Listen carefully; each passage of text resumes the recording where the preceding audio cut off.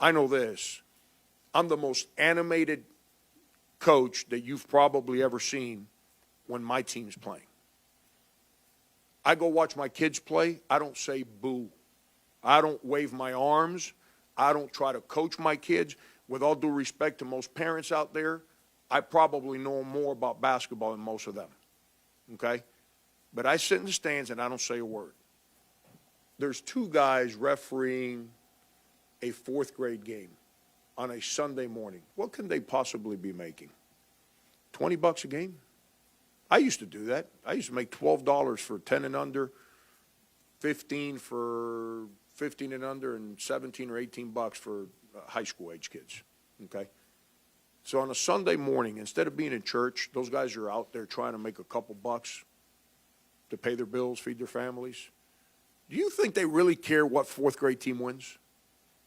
Do you really think that they sat at home and said, I can't wait to officiate that game tomorrow because that one team, I can't wait to get that 10-year-old kid and embarrass him in front of people? Do you really think that's what they're doing? I don't try to tell my kid how they should play. You know what I told my two boys when they come ask me, Dad, why are you asking me, man? I didn't run your practice. Go talk to your coach. But don't talk about your coach in front of me, man. Because if you are, then you're not playing basketball. You don't understand why you didn't play better? Go talk to your coach. I'm not your coach. I'm your dad. Somebody disrespects you, then I'm here. If you fail, good. Deal with it. I'm going to help you get up. But don't come talk to me about coaching. I do this for a living, man. I'm not going to criticize a guy that's trying to help you. And then the other part. So that's the officials. Do you think those coaches coaching fourth grade kids are making any money?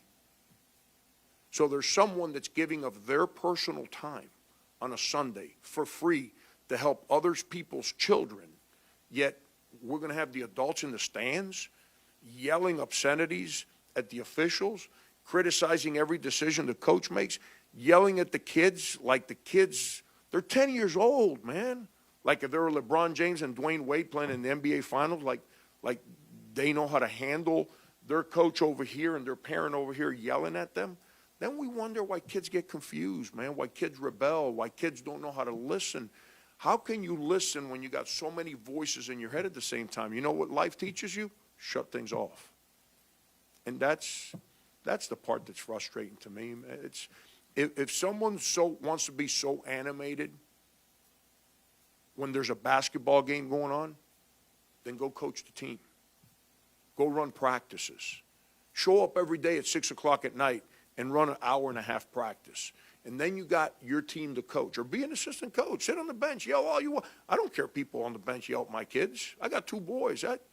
If they don't deal with my children, my children won't be on their team. My child acts up or doesn't do things the way that they're expected to do things by them, not me. And they let it happen, I'm taking my son off the team. I want my son to be challenged. Both of my boys. I want them to grow up. I want them to understand what life's about.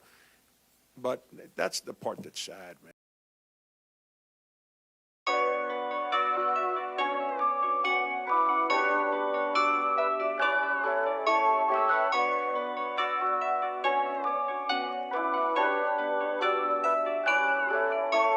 New Chanel, mama and Gucci, got out the hoop, yeah, been through hell. Carry the, life is a movie, yeah, we prevail.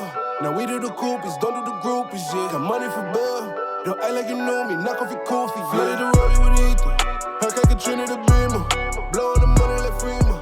I got a flex on the sleepers, they tryna do me like Caesar. You gotta watch for the creepers, I got the eye to see you. Hey, I'm Harvey Harrington with Dream Chasers Basketball. Today, I was watching that clip of Frank Martin. He is the head coach for the University of South Carolina. He's talking about parents coaching in the stands. And when I watch this clip, there's a lot of things that kind of runs through my head. I mean, I got to be honest. I'm one of the parents that would say certain things to my kid, and what I would say would be defense related, maybe rebounding, that type of thing. But this really changed my perspective. The parents are always kind of like looking out and seeing what they want to see and not understanding what the game plan is. I remember, for example, my daughter was playing with the team, and it's like the first time she's playing with the team, and they were playing some type of defense where she was floating, not the correct defense that we're used to, staying in between your man and the ball, and this was the concept, and kind of was yelling at her to get to the right position, and that was throwing her off a position from what the coach was doing. Like, we got to realize, let the coach do what they're going to do. I mean, if you're entrusting for your kid to play on the team, that's what you got to do, period. I mean, you just don't know what's going on. You don't know what the personnel change is going to be. You don't know how they're subbing. You don't understand game time situations. I've coached for a good little amount of time. Game time situations call for different things. I mean, I may have subbed somebody this particular point. I may have subbed the shooter out for a defender. Well, from the sidelines, like, well, what are you doing? We need points. Well, I need somebody to stop somebody more than I need points. So you can't decide what's best for the team and you sitting on the sideline. So what he said was exactly right. Then officiating. I mean, you got to think about it like this. And definitely up until, I would say, maybe varsity, probably even college, I mean, refs are going to slip up. That's just, it is what it is. It's human nature. I've tried refereeing for a while. I hated it because you're trying to watch areas. They teach you to watch areas. Like, a lot of times you're supposed to catch, the obvious stuff, but you're watching areas. So a lot of times kids are running in the area, somebody stick their leg out, they trip somebody, you're supposed to catch that. And think about it like this. If you're a spectator and you're sitting on the sideline, like when I go watch my daughter's games, I sit on the sideline and I can see stuff clearly. I'm not moving. I'm not running up and down. I'm not trying to switch sides of the court and stuff like that. You guys got to realize, like, being an official is tough. And then especially these beginning stage officials, when you're talking about youth basketball. I mean, I see the worst of that. People are like yelling at the referee and, they're getting out of pocket with them. I mean, these people are trying to learn just like some of the kids are trying to learn. They're trying to pick it up and go through it. I mean, you're going to get some good referees, but a lot of them are, first of all, they're trying to make some money. They're trying to fit in something, and then at the same time, I mean, officiating is not going to be perfect. Period. Just like the coach is not going to be perfect. One thing that I do. Like, when I was coaching, shout out to Indy Hoops, I was coaching Indy Hoops for a good little while, and kids was complaining we was playing one game one time, and kids complaining every 5 seconds. They get bumped. Somebody hit my arm. I call timeout. I'm like, why don't y'all adjust? Y'all wasted so much time crying. Why don't you just adjust to what's going on? So if somebody bumps you, they hit you, and they let that go, well, next time down, I mean, you play physical defense just like they play physical defense. That's how it works. So teach your kids to have a mindset. Like, everything that you do, you got to build off of that. I mean, if a kid is being coached by somebody and the coach is a tough coach, well, teach your kid, like, look, like, don't be mad about it. Don't come cry to me about it. How about you get tough enough so that the coach sees, okay, your son and daughter can take it. Or if you're an athlete, why don't you show enough toughness that, okay, they can take it, right?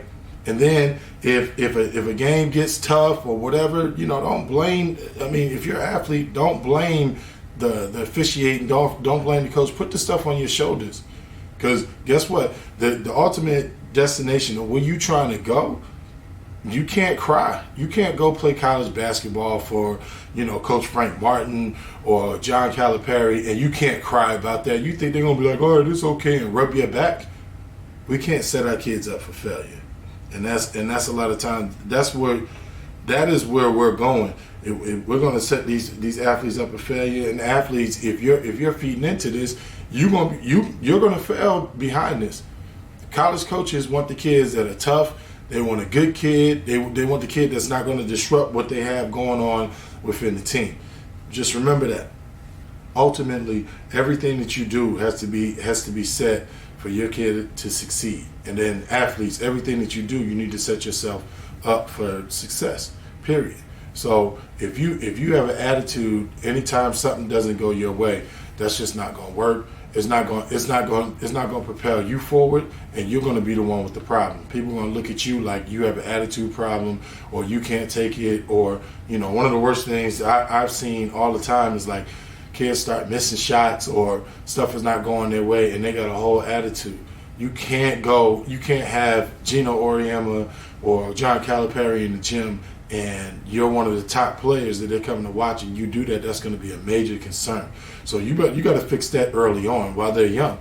That's one of the things I tell my daughter all the time. Like, we work on shots and stuff like that. It'd be her and I just in the gym working on shots, and she missed 2 or 3 shots and her head falls down. I'm like, stop worrying about every single shot that you shoot. Worry about the next one. Make the next one. Start building that mindset of that next time down I'm going to make it, or next time down is going to be positive, and then guess what? That's going to project onto her, and that's not going to do nothing but make her look better. Sometimes a lot of athletes that get recruited by some of these schools, like some of these top schools, Kentucky, UConn, Notre Dame, them type of universities, you think they played well every single time? I mean, there are probably times when kids were battling through a stretch, and the coach liked the way they battle, and that's what got them on the team. Like, start thinking about this if you're an athlete, and start thinking about this as a parent. Like, you got to fix this. Other than that, you're hurting your kids' chances. I'm out of here. Dream chasers.